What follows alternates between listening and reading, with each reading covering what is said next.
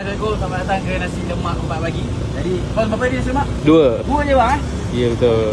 Lagi bang? Letak je bahan-bahan dia. Letak je bahan-bahan dia. Sini apa special bang?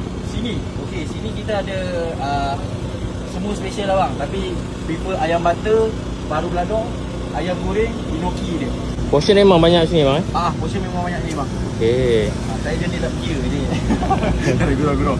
Okey bang, jap. Tadi ayam butter start sekali bang. Ayam betul. Baik bang. Masuk je. Okey lagi bang. Tadi Paru. paru. Yang sebelah. Sebelah Ha. Paru belador bang betul. Paru beladong sorry bang. Okey, garing-garing. Okey, kita punya portion memang banyak ni bang. Dia bukan sebab abang je.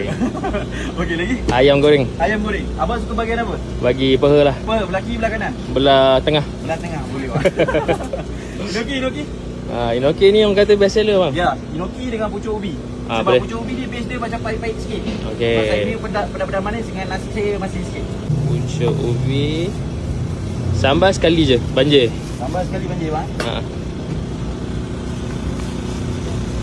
Pedas ke bang? Sambal kita orang base dia macam ni dia pedas tapi Okey. tak pedas sangat. Okey. Dia manis. Dia tak manis sangat. Dia balance, dia mild. Si biasa kita orang biasa harga RM3. Kalau macam ayam butter dengan paru ni tambah lauk dia RM6 je. Lepas tu dengan sambal kalau nak tambah kita orang tak kira lah. Ayam goreng RM5. Kalau tambah dengan nasi jadi RM8.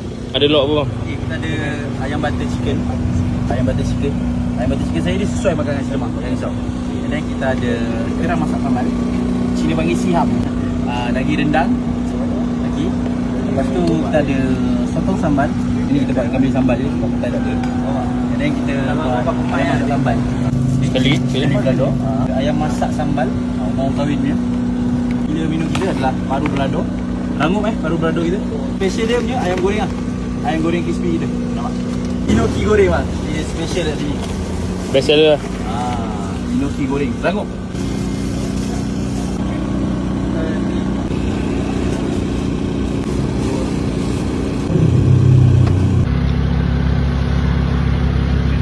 Bocor ayam McD McD sulang.